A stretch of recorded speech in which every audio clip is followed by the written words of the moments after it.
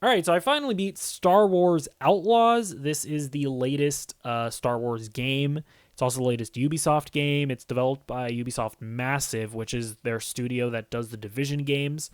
Um, I never played the Division, so I have no touchstone with the studio. But I know Star Wars. I'm kind of a fan of Star Wars. It's like I watch all of the Star Wars things, especially to make content on this channel. And I like it, but I'm not like a massive Star Wars fan. So that's where I'm at with Star Wars. And then as far as like, am I a big gamer? Not really. Like, I like games, but I don't really keep up with like every big release. Like, I didn't play like Pal World earlier this year or Black Myth Wukong. I know those are like the biggest games of the year, but it's like, I don't know. It's not like they don't really interest me. So I'm not like a massive gamer on that front. So I just kind of wanted to lay out where I'm at because I understand that a lot of people don't really like this game, but I feel like it kind of rules. Like it's really good and I really enjoyed it. So first of all, I think one of the things that definitely played into that for me is how I uh, purchased the game or paid for the game, because I didn't purchase it. I actually subscribed to Ubisoft Plus, which is their like subscription service. That's basically their like version of Netflix, or I guess a better comparison would be Xbox Game Pass.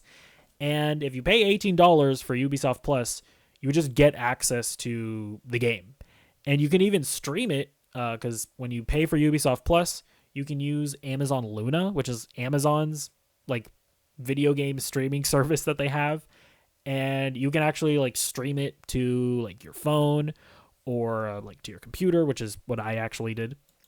I also have this like controller grip that I use to stream it to my phone, and I gotta say, like as far as the streaming quality is concerned, for my entire playthrough of the game, it worked really, really well. Like I had like not really any what is it called, input lag or anything like that.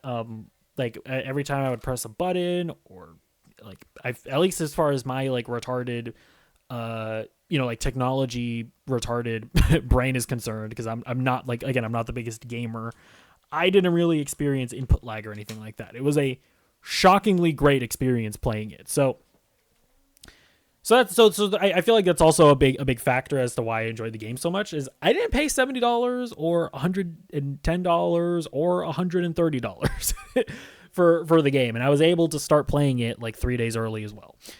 So there's that. And then okay, so as far as the game is concerned, I feel like the thing that this game does the best is it just makes you like super immersed in the world of Star Wars. Like just walking around the world and looking at all the NPCs, and they're all doing like different things. Like it just feels cool to like play in and be in this world. And but by the way, whatever footage you're looking at in this video, do not do not judge the game based off of it. I literally went to YouTube and I screen recorded footage from YouTube.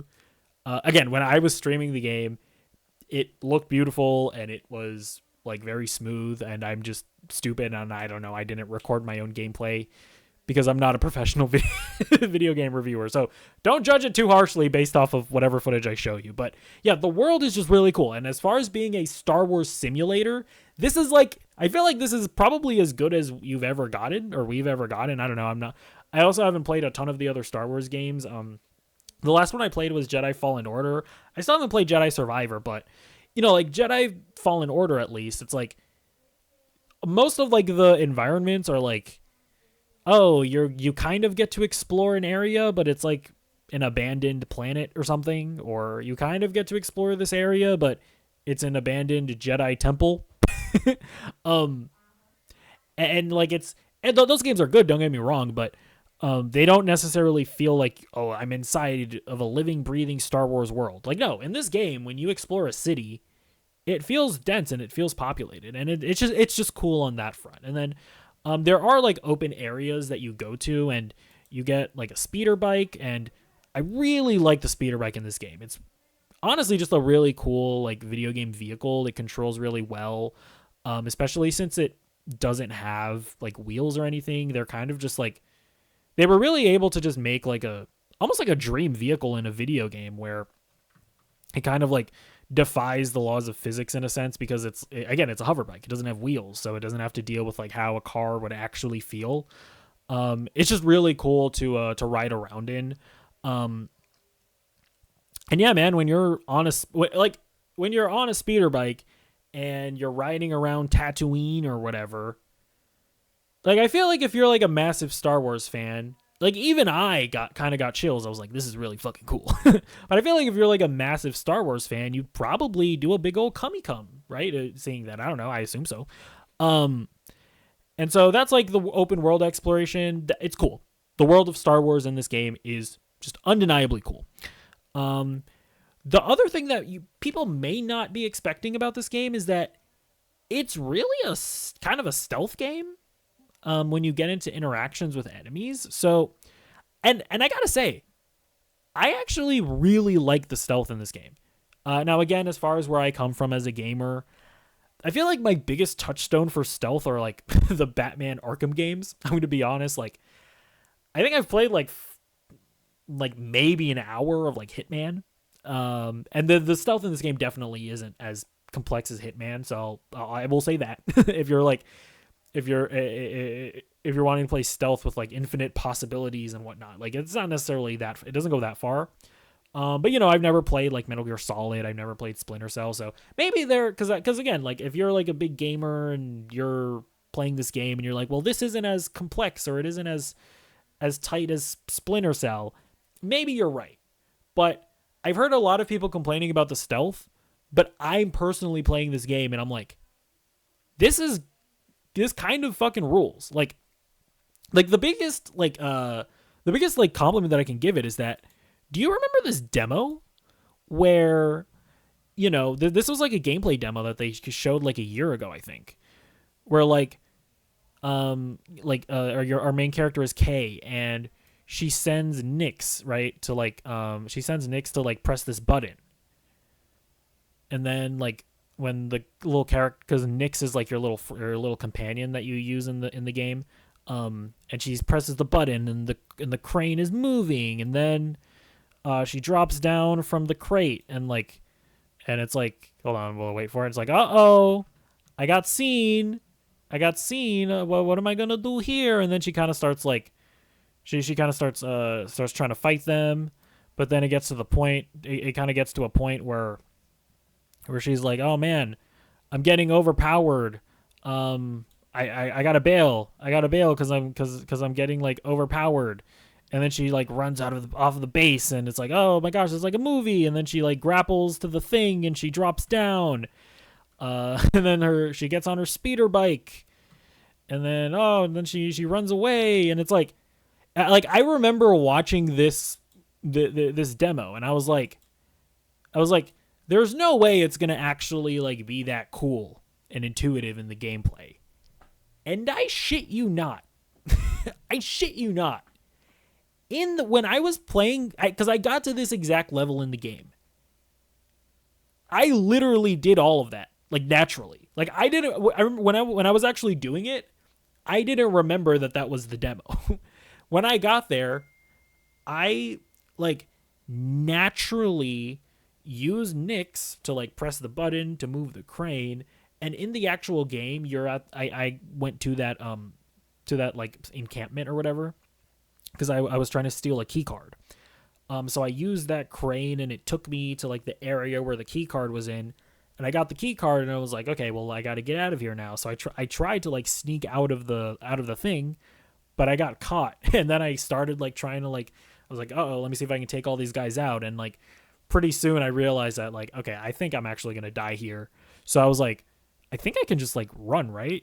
So I just like hauled ass to like in the demo, and in the actual game, when you're jumping off to do the grapple thing, there was actually a guy there. So I ran at the guy and I fucking kicked him off the ledge, and then I did the grapple. I grappled down, and I had to call my speeder bike, and like I don't know, I've never like actually had something like that in a game before, where it actually like felt like properly cinematic,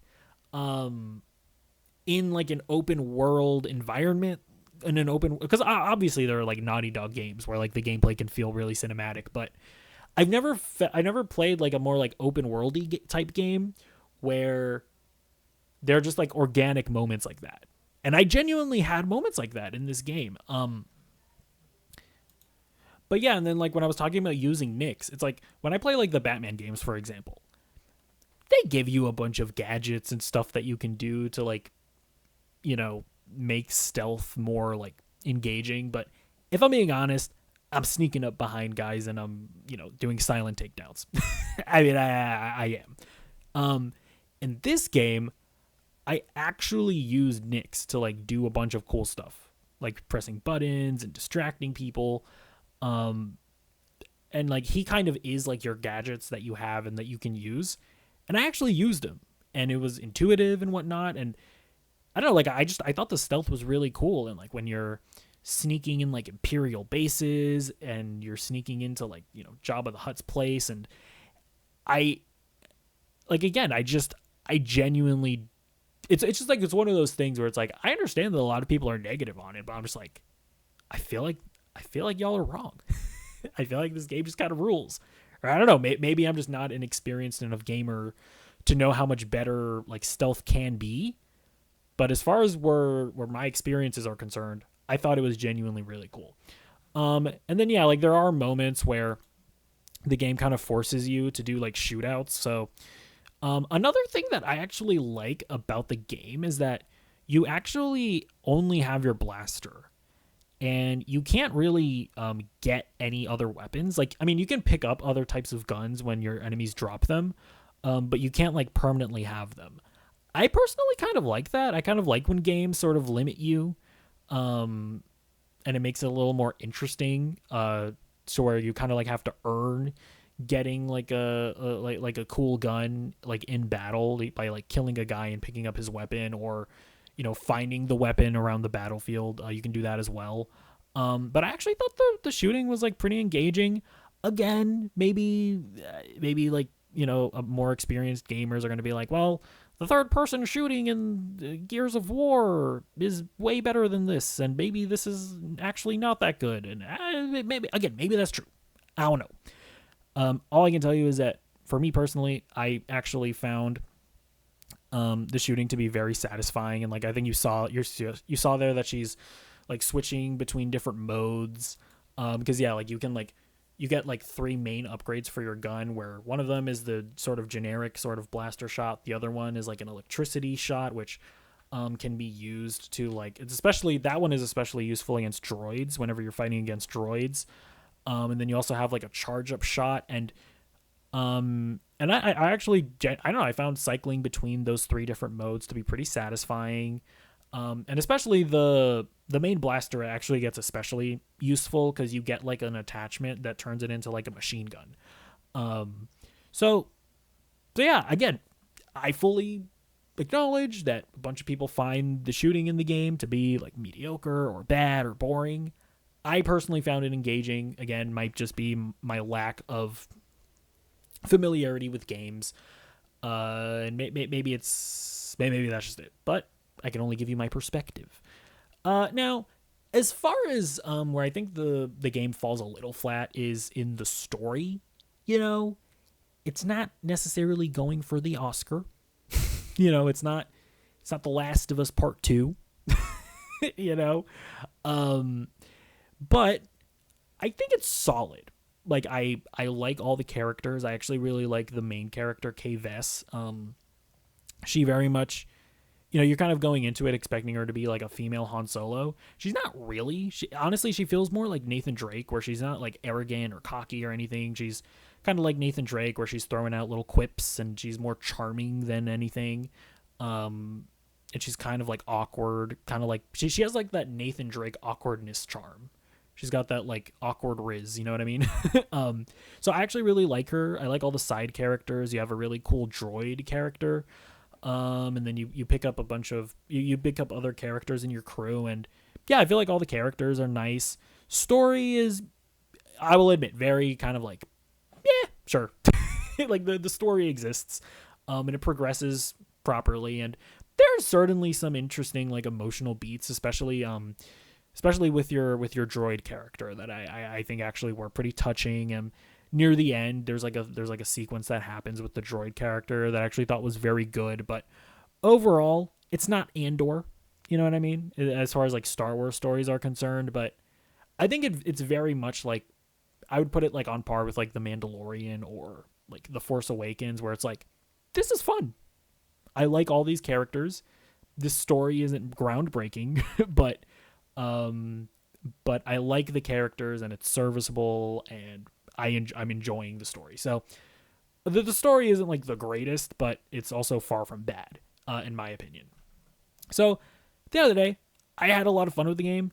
Do I necessarily recommend it for like $70 for like the base game, or $120 for like the Ultimate Edition, or I think it's like $130 for the Gold Edition or whatever? Not. I mean, I think if I'd have paid $70 for it, I think I would still have fun with it. But that's just not the experience that I had. But like, do I definitely think that it's worth paying $18 for the subscription service and streaming it? If you don't have like a big dick Giga Chad PC, yeah, I had a great time with it, and I simply didn't have the buggy experience that I think a lot of the reviewers had, and I think a lot of the people playing on console had. So I think it's probably the best way to play it. I actually remember, I think it was the same thing with Cyberpunk, right? Where I think it launched pretty buggy on consoles, but then there were people on like Google Stadia that were like, we don't have those problems. I think it's literally the same thing that's happening here. Because, okay, so I actually did want to touch on some of like the controversies around it. So I mentioned it earlier. I remember there was a lot of controversy surrounding like all the different editions for the game. And again, maybe like a gamer can get into the comments and explain why people were mad at me, or why people were mad to me. But it's like, so you can pay $70 for the base game. You pay $110 for the Gold Edition, which comes with the base game and the season pass. So that's like $40 more, for the 2 DLC packs. I think that's reasonable. Or you can get the Ultimate Edition, which is it's like $20 more. Wait, am I doing my math right? Yeah, $20 more.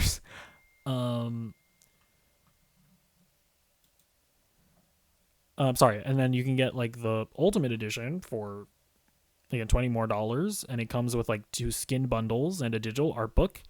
And it's one of those things where I'm like, do I like, especially like the Ultimate Edition, like, would I pay that much money for 2 skins and a digital art book? No, not necessarily. But it's also like, then just don't buy it. Like, I don't know. And then it's like the Gold Edition or whatever, like the middle tier was like $110, and it's like, yeah, they're asking you to pay for the DLC packs. It's like, and it's like, if you don't think it's worth buying for those 2 DLC packs, then don't get that version.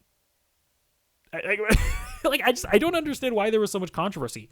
Okay, now actually I will say, I think there were two other things where, sorry, I don't want to be disingenuous here.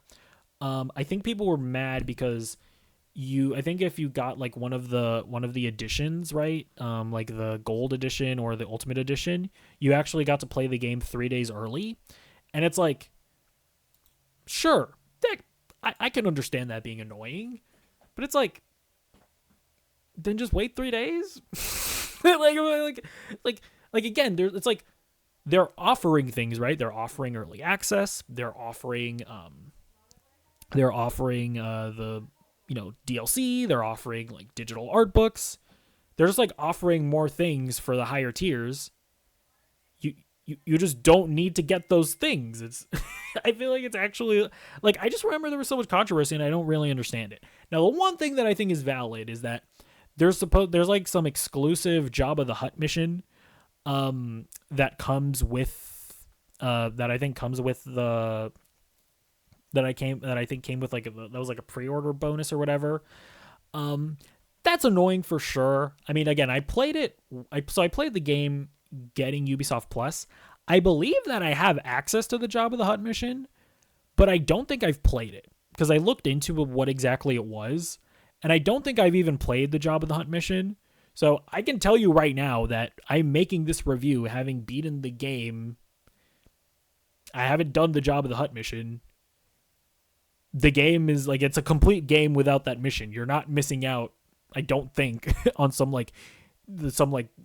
completely like amazing necessary thing where it's like it's not a complete game unless you have that one mission. It's like that's just not really the case. Again, is it annoying that they're kind of hiding that behind like the DLC paywall? Because, by the way, to be clear, you like I looked into it. If you just buy the season pass now, or you buy the, what was it? Sorry, I'm pulling this back up.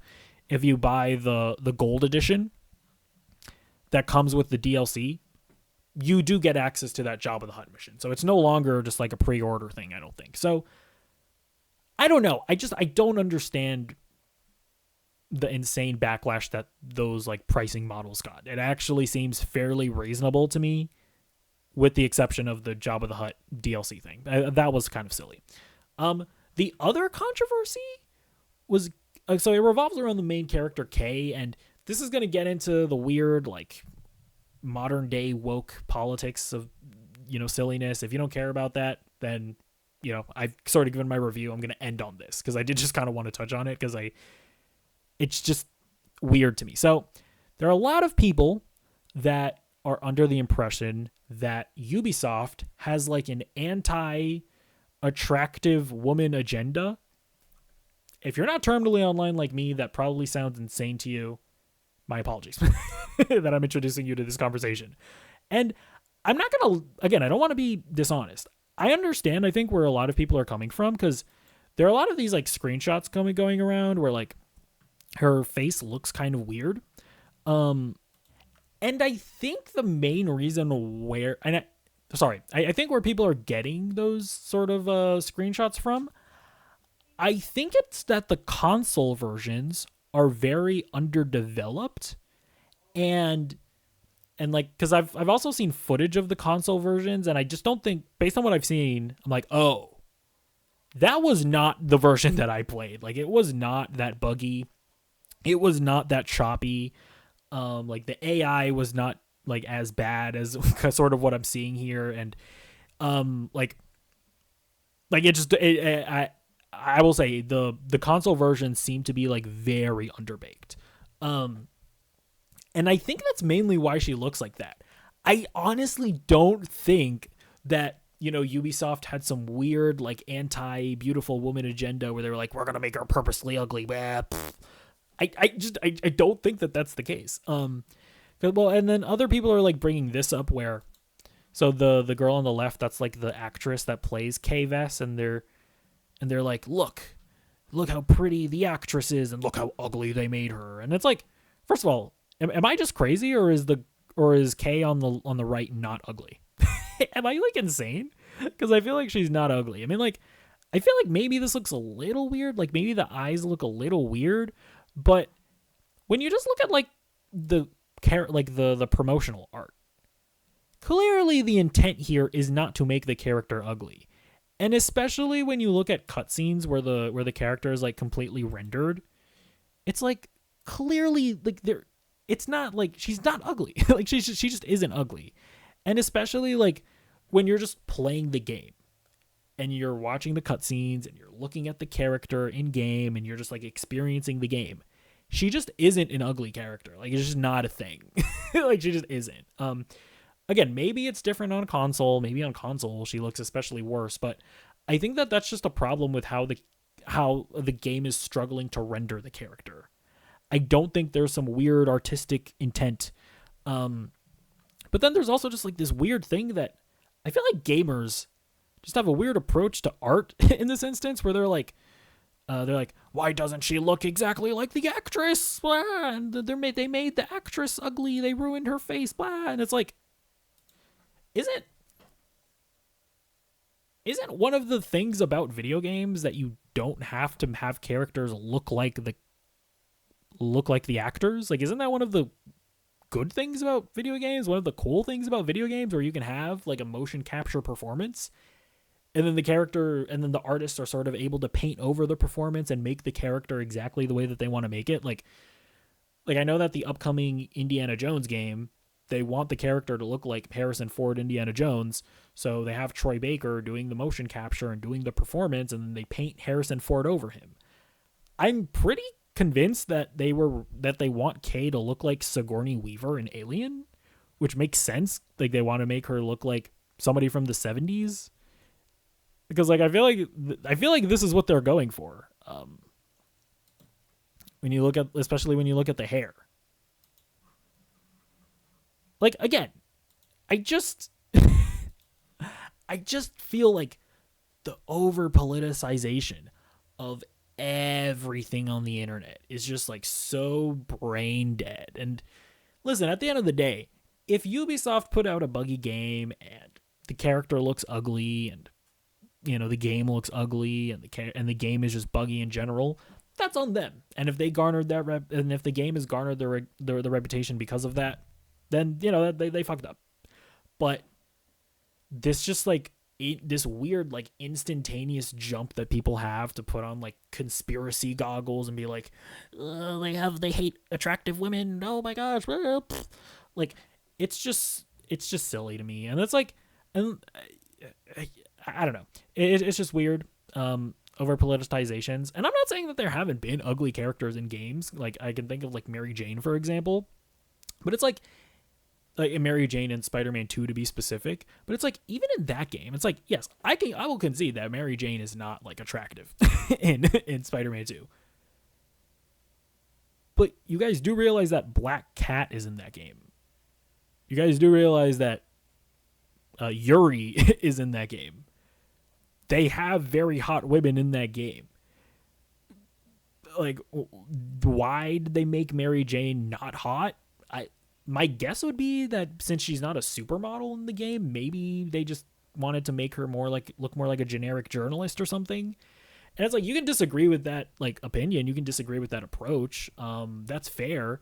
But it's like, I don't even think that Insomniac, right, the developers of Spider-Man 2, have a weird anti-woman agenda. I just find like the politicization of, gaming discourse to be weird, and honestly of everything to be weird. even Star Wars itself, everything's so over politicized, it's so stupid. But anyways, those are my thoughts on Star Wars Outlaws. I personally think that if you're a Star Wars fan, I definitely recommend doing what I did, where you pay $18 for Ubisoft Plus, stream the game to your computer or to your phone. I think it was a great experience. I think if you're like a stealth fan, because I know like stealth gamers, I've always heard, I always hear them talk about how they don't make enough stealth games anymore. I'm like, I don't know. I think you might have fun with this. Because it's a stealth game. And again, from what I understand, they don't make a ton of those anymore. So I'd say give it a shot. Pay $18. I had a ton of fun with it. And yeah, let me know what you think in the comments down below. Goodbye.